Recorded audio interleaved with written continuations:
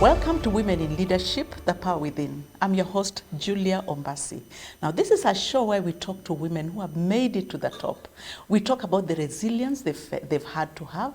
We talk about the kind of politics occasionally they have to go through, and even the milestones. Now, today, we have a veteran educator, a powerhouse administrator, and guess what? One who is eyeing the political landscape. I'm talking about Pamela Mukavana. Welcome. Thank you very much to this show, Julie. I'm excited to be here, and I feel privileged to be welcome on this show. I'm more excited than you. I'm so happy to have you, Now, we've talked about you being an educator. We want to take that tour, of your education. Where have you been? In what positions have you been in your education tour? I've been a teacher for a very long time, over 35 years. Wow. And I've taught in several schools. Of course, starting as a classroom teacher, and then being a teacher, class teacher, being responsible patron for various clubs in school, and then getting to head of department, and then being promoted to deputy, and then acting as head of institution. Yeah, that has been my journey. Wow. Yeah. Which are some of the schools where you've been? Oh, I've taught several schools. One of them was Mbale High School in Western Province. Then I came to Nairobi. I went to Kangemi High School. From Kangemi, I taught in Highway Secondary School, a boys' school, which I taught over 25 years. That's where I stayed longest. Then I went to Komarok School. I went to Jamhuri High School. Oh, wow. I went to St. George's, Kamulu. And then now I ended up at Kayole Secondary School. That's where I ended my teaching. Okay. Yes. All right. And you towards the end, you were more of an administrator, because you were like at some point you were deputy, Yes. And how was that with your busy home? Because you have a busy home. Do you think you got support from your family? Yes, I did. I got a lot of support from my family.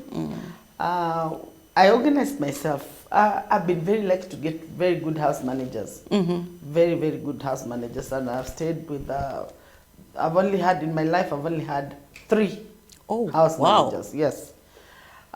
So we would sit down and we get our house rules.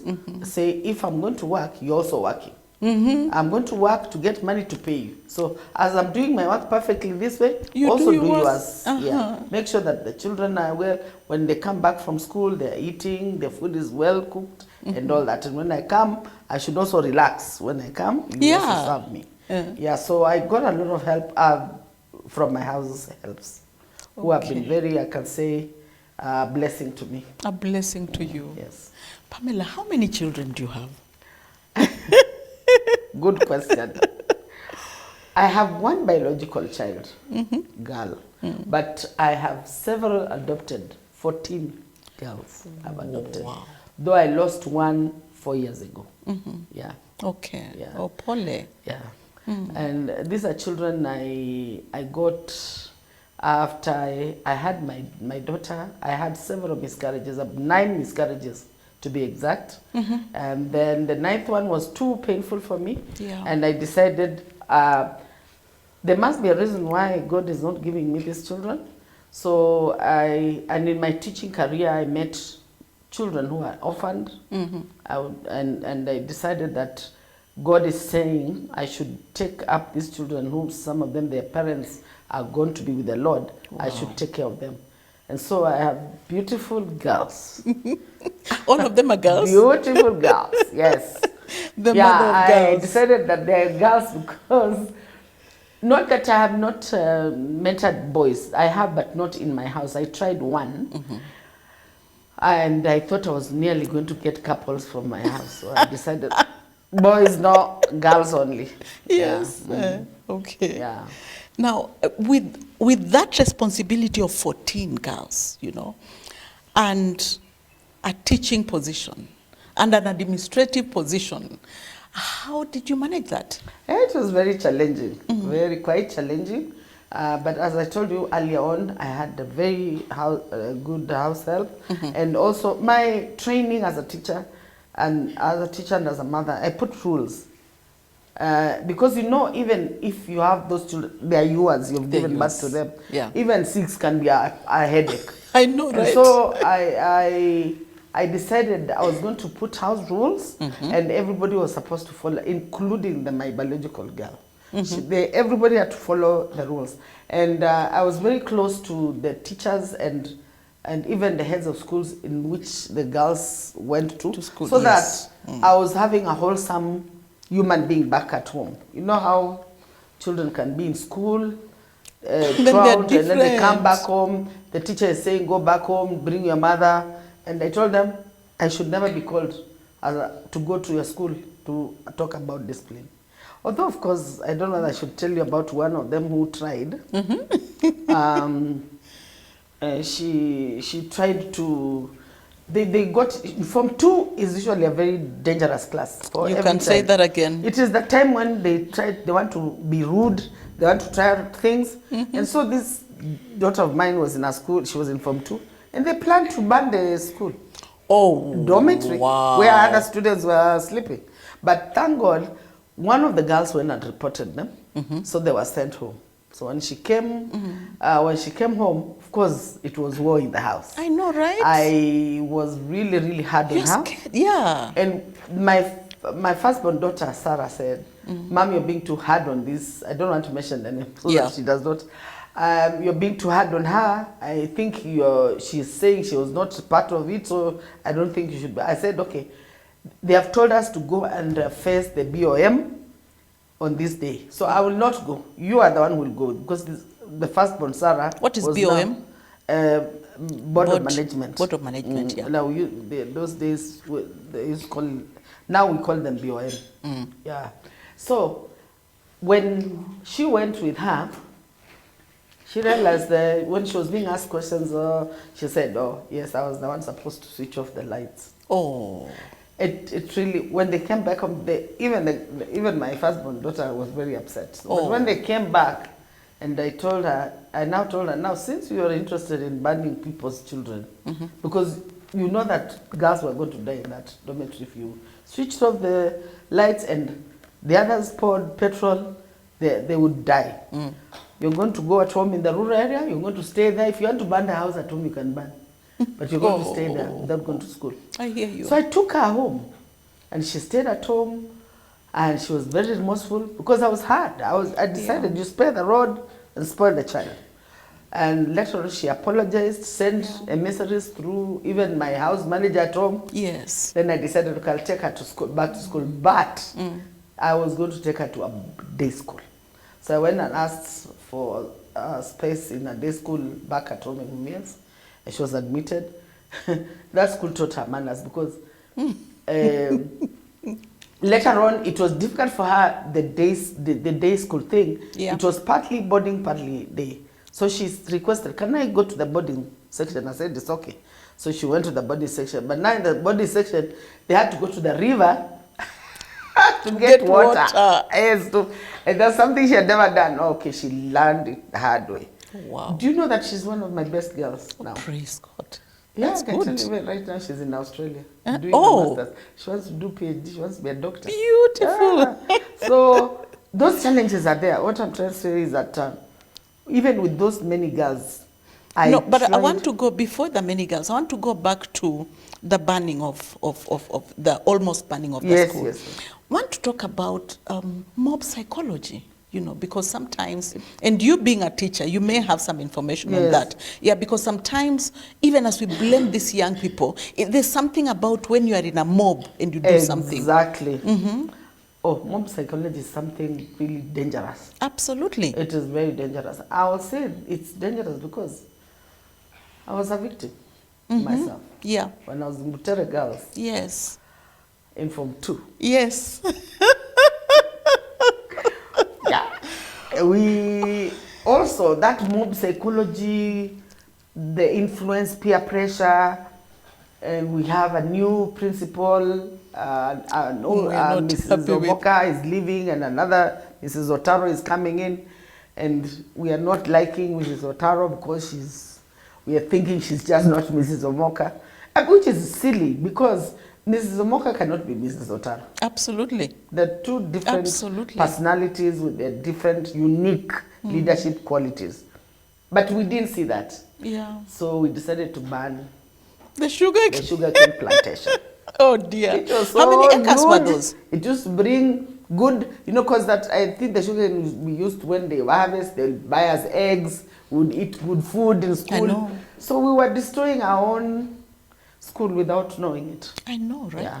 I know, right? Which I also regretted and reformed. And that's why I am where I am today. Oh, great. Yeah. Now, what is a typical day? What was a typical day for you? When you wake up in the morning, you have all these, some of them are in day school, you have to go to school, and then you have to face everything in the school. What was like a typical day for you? How did it look like? Very busy, hectic. But because I think God also, it's this, in the Bible they say there's time for everything. It is true, God gives you energy at some point to Isn't it, eh? Yes, He gives you energy to manage. If you ask me right now, if you bring back that situation, now at my age, I'll tell you never. I know, can't right? manage. But I'd wake up so early, and my house help is also up and help me. My mzee is also up helping, making sure that everybody's getting out, having their breakfast and getting out of the house. So it was the routine. Like the routine has been set. You must sleep at this time so that you are able to wake up at this time, so that you get to school and you're not late, and so on and so forth. For the day school, those ones were in primary. But when they went to secondary, everybody went to boarding except this one, whom I punished. And she was in a day school for a short time, and then she went to boarding. Okay, Yeah. okay. Many professional women have this guilt, the mom guilt, where you're feeling, I'm not giving my family enough time. Have you ever had to go through such? Many times. Because I remember when I was in Kagemi High School, my daughter, my biological one, got banned badly. Oh. Badly. She was scarred all over. I went to Mata. It was not possible to be admitted there. She was admitted in Aga Khan, and we stayed in ICU for a month before she had very bad burns. I had to be there. I stopped going to school for all that time. So that gave me guilt. I cried almost every day because I said, if I was at home, maybe she wouldn't have gotten banned. You've grown from the classroom to you've been going up the ladder. What would you credit? What kind of core values would you credit you are going up the ladder? Because people don't just grow. You can be there and you're just... Yeah, very good question. One of them is educational growth. Learning process. I started off as, I went to Form 6, but I didn't make it to university. So I went to a diploma college, Kagumo. Yes. And so I did a diploma in education. Yes. After a few years, I went for a degree in University of Nairobi. I did my degree in B.Ed. And then after that, I went for masters in literature, same place, beautiful. University of Nairobi. Yeah, and I had wanted to register for PhD until this animal called politics came into my head. Oh. Yes, and then another core value is service to humanity. I just feel when I trained as a teacher, I really love teaching. I really love teaching, and I make sure that my class is the best. My colleagues whom I've taught with will tell you, Pamela could be late in class, I would be late coming to school, but my class would do very well in English because I would take my time with the students, bembeleza them, make them love my subject, love me and love my subject, and make sure that they're doing well. Yeah, I just have a passion for teaching. I know that there are people who jumped from, they looked at teaching like this is just the starting, and there's another one I'll go to. I looked at it like this is all I have. This is the career. Yes. Yeah. Okay. When as you've grown, growing into the leadership position, there's a way in which the leadership style evolves.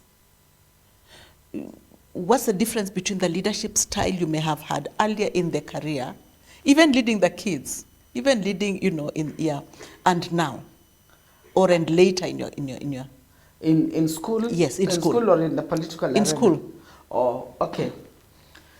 I started off as a classroom teacher. So you slowly learn your students, you get to know them, and then you get to know their strengths and their weaknesses, and then you evolve into this teacher who is the class teacher and whom the students must obey.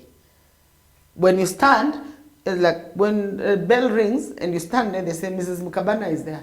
Let me run. Yeah, because you do what you say. You don't say and then you don't do what you're saying. If you're telling students you must be punctual in this place, they also see you in class punctual. If the bell rings and it is my class at this time, the teacher who's in is seeing me through the window. I'm standing, I'm waiting to get into my class. And when I get into my class, it is 40 minutes, it's learning, and that is it. We're keeping to. So as a leader, you grow people respecting you, because leadership comes also with you mentoring and teaching these students. It doesn't just come. So, and then even when I was appointed as a deputy, the students were very happy. They would, they would know, oh, sasa tumepata madam. You understand? Yeah, so that's how I evolved into, it's just through mentoring the students and also strengthening my leadership qualities. Absolutely. Through teaching them. Exactly. Yeah. Pamela, no one ever grows without resistance. True. There are some times when people will resist. You must have faced that, and if you did, how did you navigate resistance? Yes. Sometimes from male. Resistance from, first of all, your students, sub-students, and resistance from your fellow colleagues. Yeah, when you're like, you've been promoted and they're wondering why you, are you better than us? I try to undermine you. But this is how I looked at it. I felt everybody who tried to resist or not do as we agreed, like just follow there's code of regulation for teachers. I would call them in my office and have a one-on-one. And I would tell them, it's okay to resist. But what do you think the others are, the students, when they see you resist, not doing what we have agreed as teachers, what do you think the students are, what are they learning from us? And also, you will one day also want to be in my position. You're not just teaching and wanting to remain a teacher. You want to be a leader one day. How would you feel being treated the way you're treating me? So you see, I would sit down with each one of them and talk to them. I happen to have a sweet tongue, Julie. Yeah. So we would talk and agree. I remember an example of a teacher who always found excuses not to be in school. To students, you see, if students are not learning, you as a leader, as an administrator in that school, you are failing. That's true. You are failing because parents are paid school fees. They know their children are learning, but the children are not learning because there's a teacher here. Some teacher did not come. So you as the leader, you are the one who's failing. So every time, I'm sick, I called him. And I told him, this time round, I would like you to bring me the medical form where the doctor said you are not supposed to come to school. And he brought something fake. And we went through with him and I told him, this is fake. We know that the kind of forms you're supposed to get from when you're going to a doctor to sign for you as a teacher, we have. There were forms there, but he seemed not to know. So I told him, you need to take the forms and the doctor from the government to sign for you to say you are supposed to be off for 5 days. But this is fake. And then what is written here, the illness is not even clear. He agreed. He said, I'm sorry, madam, I've been doing some business with my car, Uber, so I've had financial problems because I took a loan and blah, blah. I said, you can arrange, you can get somebody to do that work for you. And you pay them like 200 per day. Yeah, you come to school, call this guy to come and pick your car, let them do Uber, then bring you back your car at 5 and you go home. Other than you see you're putting yourself in danger, by you may lose your job, and you're also putting the students in danger. You see, when they're not learning, they start becoming troublesome, and they can do anything. That's when the students start thinking, throwing stones, doing whatever they want to do. Exactly. Yeah, and so one-on-one really helps. You talk to them, because some of them could even be having mental issues. Absolutely. They're going through something, and when you listen, now you understand, you can even help them and say, you can refer them to where they can go. Because I also remember another case of a teacher. But I wanted to ask, hold on that, I hope you won't forget. Why do you think that teacher would tell you the truth about the Uber? Because ideally, he should be cheating. Why do you think they told you the truth? Because of the way I approached them. Okay. Yeah, I told you I have a sweet tongue. Yes. I am a mother. I say, I'm your mother. Because most of the teachers in schools right now are young. They're young. Yeah. The old ones are getting out. And the old ones are not very strong, and there are not many.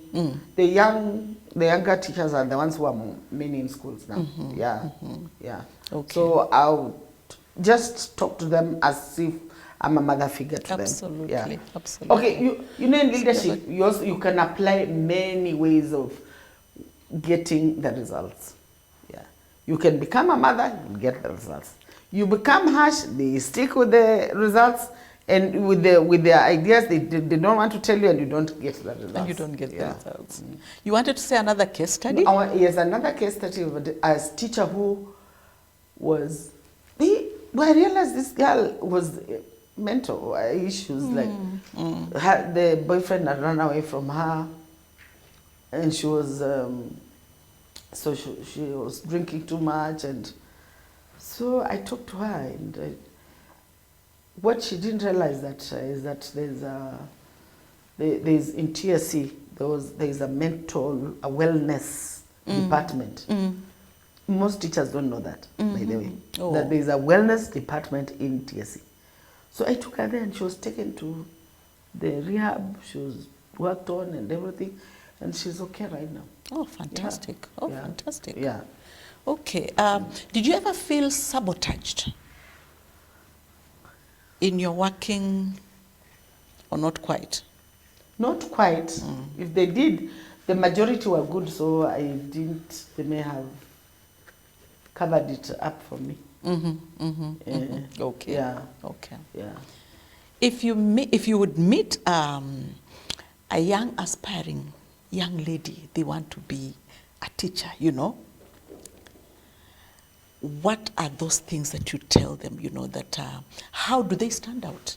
Because for you to be a good leader, you have to stand out. What would you tell them that would help them stand out?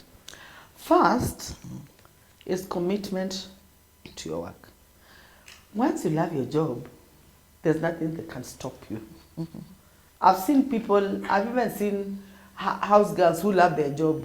And they do so well, so well that even the people they're working for decide, this one I cannot be paying her 10,000, she should just get 20. Exactly. Because of the way. So when you stand out, you are in class, you're in school on time, you care about the student. Even the students can, you know, they can feel it, they feel it. This madam loves her job, she loves us. You stand out by being punctual in school, caring for the student, talking to them, being a team player, working together with the other department, teachers in your own department, just to make your subject lovable, teachable, and the environment, making the environment conducive for the students to learn. Those are the things that make you stand out. Oh, excellent. Yeah, like, if you, for example, if you came to highway, then when I was in highway, and we had an occasion, like we have parents there and everything, the principal just knew if Pamela is there, everything will be okay. Because I would organize the students, the singing, the skits, they would, you know, entertainment, everything. They would just say, we are okay. You know. Wow. So when a chance comes for example, for promotion, it is the head of school who recommends and says, this person is good enough to You know? lead. Yeah. You know? Yeah. Oh, wow. Yeah. Okay, we'll take a break. Yeah, thank you. Now, as we take a break, we are broadcasting from the Ombasyi place. If you're planning a wedding, you want to visit this place. You are having a meeting that you want to be seamless with great accommodation rooms. This is the place. You probably don't have permanent office space. They do have daily office renting space. So we'll be right back.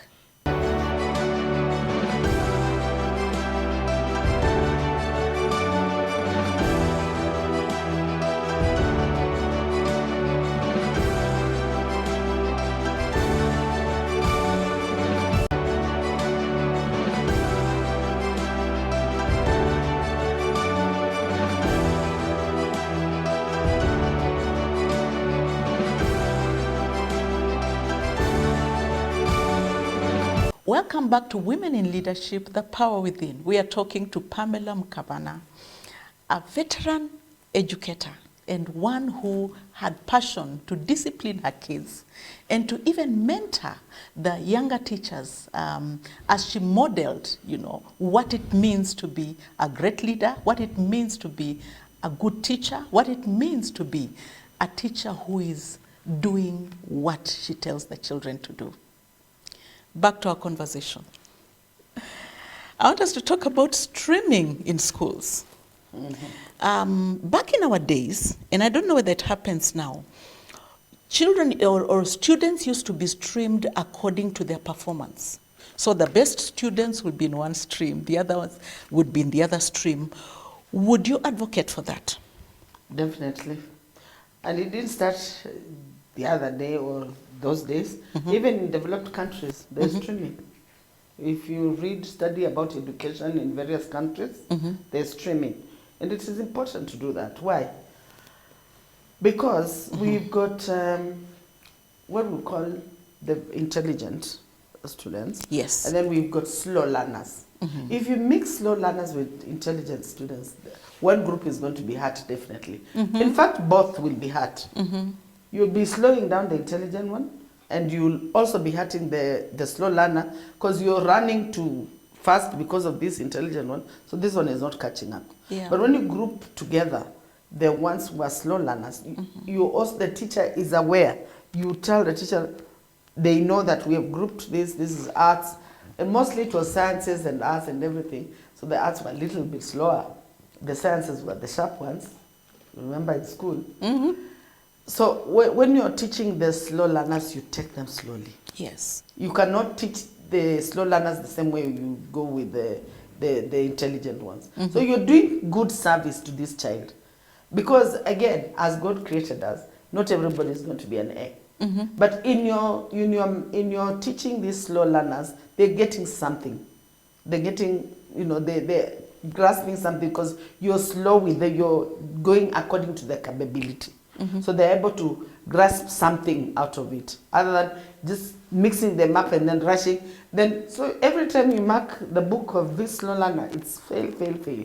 I mean, for untrained teachers, those days when we used to have untrained teachers, they would call this child stupid. Oh. Yeah. Oh. Teachers would do that, and you're wondering, why are you calling a child stupid? You're mixing them with the intelligent ones. You're not teaching them the way they're supposed to be taught. Why are you calling a child stupid? They're not stupid. Yes, Pamela. It's just that they're slow. They are, but won't they have complex, inferiority complex, knowing we are the ones who are not clever? No, we are not, when you stream them, you don't tell them. Oh. You don't tell them, you are the clever ones. You can't tell them that. All right. You just stream, these are sciences. I can tell you that the slow one will not be in the science class. They will not be there. So you're not telling them. It's just their performance puts them in that group. Yeah, and the slow learners, their performance puts them in this group. They find themselves there. Yeah. Okay. So you're not telling them that these are the intelligence. You are not slow. No. You're saying, okay, you're doing arts. You're doing history. You're doing Absolutely. These are doing physics. These are doing chemistry. You don't like chemistry. You understand? Yeah. Yeah. So then you take them according to their pace. Yeah. Because even in your own family, your own children, you can't get all A's. There will be A's, there will be B's, there will be C's, and there will be D's. But even that D's child has something to give. Something good, Yeah, yes. something very good to give. He may not be good, or she may not be good in grasping the classwork, but they may be very good at making this table look beautiful. Absolutely. Or drawing, or something. Absolutely. But then you've talked about that, the slow learners. What was your secret in mentoring or in nurturing, these either slow learners or challenged children or difficult children? What was your... Yeah. Again, in every school there's a department called counseling department. Yeah. And in the counseling department you don't just get one teacher. You get several teachers who will help the main teacher in identifying the students who are... They could be slow, but at the same time they have issues. Yeah. So you talk to them the importance of going to school and learning and listening. You tell them this is not the end of, even if you are a child could even be frustrated because they're always failing. I'm always getting 5 out of, why me? And you tell them it's not about you, it's just about taking it slow but sure. Keep repeat. Fail today, repeat again. You say tomorrow you'll get another 2. You repeat again, tomorrow you get 3. And so you keep improving every time. Yeah. Every time. Yeah. So for the children, for the students, it's just about counseling them and talking to them constantly. You don't talk to them now and forget, done with them, let them wait for next year. You keep repeating so that it sticks in their head. But how do you, because you see like the teacher who shared with you, I'm doing Uber. Students sometimes are scared of the counseling and guidance teachers because they become the topic in the staff room. How do you ensure that doesn't happen? Yeah, well, first of all, you talk to the teachers, you explain to the teachers that it is very wrong to divulge information that a child has given you. And it's very wrong. And what I encouraged my students was, go to the teacher you love most. Because if they came to Pamela, yes, they'll be sure I'm not telling anyone. It is between me and them. Yes. I have taught boys, the boys who are in this, what do you call it, LGBTQ. Yes. Yes. And they confidently come and talk to me. And I would never, even now I cannot say their names, I would never divulge that information. And they would tell me why they are in it. And it would be simple. You would hear the stories, it's sad. Because somebody molested them. We only think that it's only girls who are molested in the homes. I can tell you, even boys. So you tell the students, which teacher is this that you feel very free with? If you don't feel free with the guidance and counseling teacher, then go and talk to the teacher you love most. They will be able to protect you, they'll listen to you, and they'll help you out. They'll guide you. Yeah. Let's move from now the students. We want to talk about alumni. You've been very good in alumni activities. Alumni, yes. You are an alumni of Butere, you are an alumni of Bunyore Girls. Yes. What's your role in it, and what do you think is the relevance of alumni? Alumni is a beautiful thing to... I would encourage all girls and boys, the mature ones, to form the alumni for their schools. Because one thing that comes out is the connection.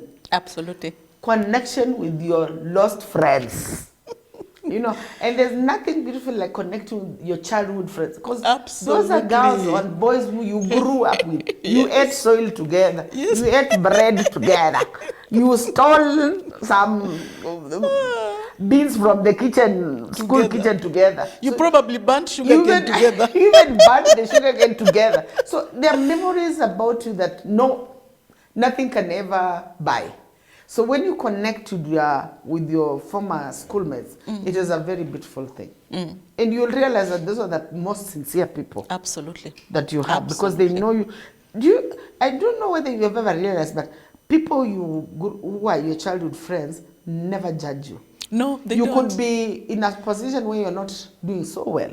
But even if they come to your house or they come and find, they will not judge you. No. They just know, oh, this is Pamela, this is how she is, this is what they may even help you come up. So alumni, that is one of the most important things, that you connect with your childhood friends. And the love, childhood friends, people love each other genuinely. Yeah. And then another thing is that you give back to society. Yes. You were in Butere Girls. Absolutely. And then you hear there's a girl who is going to Butere, Yeah. and she's walking on foot looking for school fees. Yeah. And something just comes into you and says, no. We must help that girl to go to that Butere Girls where I went. So you are out of that, the alumni. We've had Butere Girls has one of the best set up alumni. I can tell you, Yes, they the do. girls who have led that alumni, thumbs up to you, because they've done a great job. That there's Wakili Grace Nyongesa, there's Judge Justice Helen Wasilwa, there's Dr. Amina Mohammed. Yeah, Mohammed. She was also an alumni there. Yes. Yeah, so we have Dr. Selfa. They've educated, because of their leadership qualities, they have been able to put the girls together, and they are educating very many girls. Talk about infrastructure. Yeah, and then even they put up some building, and they also plan to build administration block. I remember Butere Girls, the administration block that is there, the principal's office, is the one that was there those years. I know, right? So they want to make it, refurbish that thing and make it look beautiful. Just last year, not last year, I think the other year, they bought a bus which they named as Air Force One. You know where you hear Air Force One is only in America. But now they brought a bus for Butere Girls. It was beautiful. Air Force One. The girls were just elated. So when you take to young girls something like that, and you see the happiness, just the radiant faces of the girls, it gives you joy, isn't it? Absolutely. Yeah, so the alumni it plays a very important role in schools. And they help the principal, even the principal becomes proud, because if they're failing in something, the alumni is there to lift them. Absolutely, Yes. absolutely. Yeah. But then how do you include everybody? Because you see, for those to work, there are contributions. Yes. There may be students who are the alumni who are doing well, Yes. others are not doing well. It's So true. do you decide not to have the ones who have no money? How do you work on that? No, you encourage, like I know, like in the leadership field, we encourage everybody to come on board, and you give what you have. Even if they've said every year, maybe you, like in Butere, I think it's about 12,000. I haven't even paid this year. I'm going to pay. I'm going to pay my share. They say it's 12,000. They say you can give anything. You can give even 1,000. It's according to your ability. They're not forcing. Not all. Even my fingers are not all the same. One is short and long. So you'll find the girls who are doing well, others are not doing so well. Absolutely. So we accommodate everybody. Yeah, and that happens also with our leadership in Bunyore Girls. Now our chair is Commissioner Winnie Bichuma. She encourages all the girls, come on board, even if you're giving only 500, it's okay. Because that 500 will count into going to help give back to the school where you went. Now, I want us to talk about the shift into the political world, political landscape.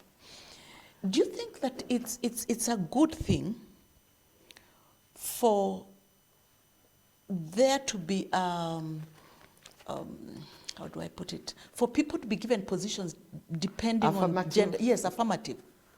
Would you support that? For this country, I would advocate for affirmative. Yeah, because of the patriarchal society that we are in. So we need affirmative. For Kenya, we need affirmative action so that the women can come up in leadership. Yeah, maybe later on when we are all, now everybody's not, we are considering everybody equal, then maybe. But for now, affirmative action for me is the best way to go. Yeah, okay. You can see, because of the affirmative action, now we have the women, the women rep Yeah. seat, which now I'm trying to get into, and it's simply because it gives me that chance to get into it. If it was if it was the idea of being a member of parliament, Yeah. let me take an example of Western. Western, we have got Kakamega County, for example. We have 12 sub-counties. How many women MPs do we have? How many? I don't know. No, there's none. There's none. No, there's none. Why? Because they don't believe in voting for women.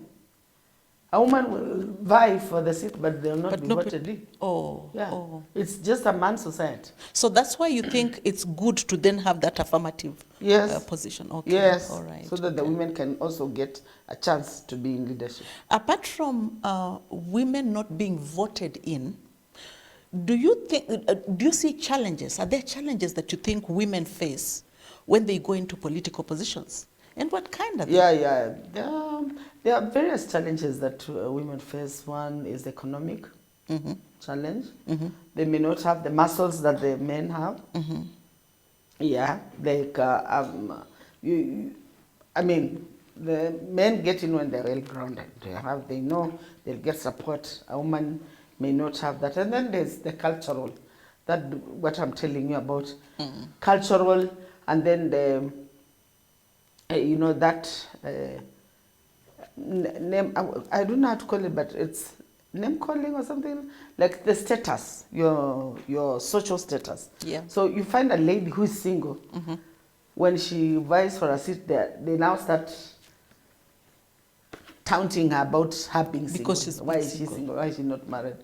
Coming back to leading in schools. You've talked about being in boys' schools. What do you think are some of the traits that cause the boys, for instance, to respect a woman leader? Oh, the boys. Yes. Let me first of all say that I enjoyed teaching boys more than I enjoyed teaching girls. I'm sorry, girls, forgive me, but that's the truth. Boys are very clear in their mind what they want. And boys will respect you as long as you are a teacher who knows what you're doing. You follow, when you tell them, when you're punishing them, you tell them, I'm punishing you because of 1, 2, 3. And they know that you're not punishing because you hate them. You're punishing them because you want them to be. A boy will do that punishment, come back and apologize. Teacher, yes, they'll apologize. They say, teacher, I'm sorry, I did that, but I'll not repeat again. But a girl, when you punish her, she carries a grudge. She will hate you, she'll hate your subject, so she'll fail. Yeah, so boys are very decisive on what they want. If you treat them well, don't just embarrass him in front of people. Yeah, you can't find like a boy's, maybe the trouser is torn, then say, why are you walking with a trouser that is torn in front of? You don't do that, because you're embarrassing him. Absolutely. Now there, it will be something else. But you call him and talk to him. Yeah, and even if it is class, you're punishing, you say, I'm punishing because you're doing 1, 2, 3, it's wrong. They understand. Boys will respect you whether you're a woman or you're a man, as long as you are genuine about what you're doing. Yeah, that's the experience I had anyway. Because all the boys, shout out to all my boys I taught from many years. I meet them and man, we are good friends. They respected me. Yeah. Do you think we are giving attention to the boy child? Enough attention to the boy child in Kenya? No. In one of my manifestos as a women rep Kakamega County, I have talked about it when I go to the podium and I talk to various groups in Kakamega County. I tell them about the boy child. We have forgot. You know, there are so many organizations that help a girl to go to school. Like when I was in Kayole, we had this Hope. There's an organization called Hope. There was another one, Hope Worldwide. There was another one and another one. The only organization that helps a boy is the CDF. That's where a boy gets their support. school support. The girls will get support from all these organizations. And that's why, right now, girls are more empowered than boys. Yeah. And if you go to some schools where they're mixed, girls are more than the boys. Not because the girls are born more, it's because the boys are dropping out because they don't have somebody to stand for them. And listen, I think we have to bring back the boy on the table. Yeah. Because the boy is the one who's going to be the head of the family. We need the boys back on the table as the head of communities in our country. If we don't empower the boy, that means the girl will have nobody to marry them. You see, when I tell I have 14 girls, 13 now with the one who, when you tell them, why aren't you getting married? Because some of them are marriageable, but they're just there. Then you say, why aren't you're not seeing this boy? This one does not have anything. What is this one going to offer me? They're looking at that boy, even who is hustling out and getting some little money, but they're not seeing like that is anything. So then they go online, they're looking for wazungus or something like that, I don't know. What I'm saying is that the boy child in Kenya has been forgotten. Yeah. You know, Pamela, when we began, you were talking about the discipline or the rules you put in the home. Are rules being put in the home? Because, you know, when we talk about women leaders, we also have women leaders in the home. As a mother, we are so is enough being done at the home front? Do you think? Talking from the point of view as a teacher, I don't think there's enough being done. There's something being done, but not enough. What has happened is that because of the lifestyle that we're in, mothers and fathers, and let me talk about mothers because they're leaders in their homes, they go out to search for what the boy and the girl have to eat. Yes. So they don't sit there to really monitor these children. So they get relieved even when schools open for them to go to boarding. Well, let them go to the teacher. So that has brought a imbalance in upbringing of the child. Yes. So that when you call the parent and tell the parent, your boy Juma is doing this and this, they get shocked. Say, Juma he's smoking baggy. Say, no, I told me that because you are not there to see. Absolutely. You, by the time you're coming home, the boy is asleep. So how will you know whether he's smoking or not? You can't know. Yeah. But you know, in school, the teacher is key. When she enters class, she feels, we have a way of knowing. I can tell you if a boy smokes, and I can know. Yeah. Even all if I they've do is to sprayed. pull his mouth, and it will dry up, and I know that he's been smoking. Okay. Yeah. All right. So yeah, there's that imbalance.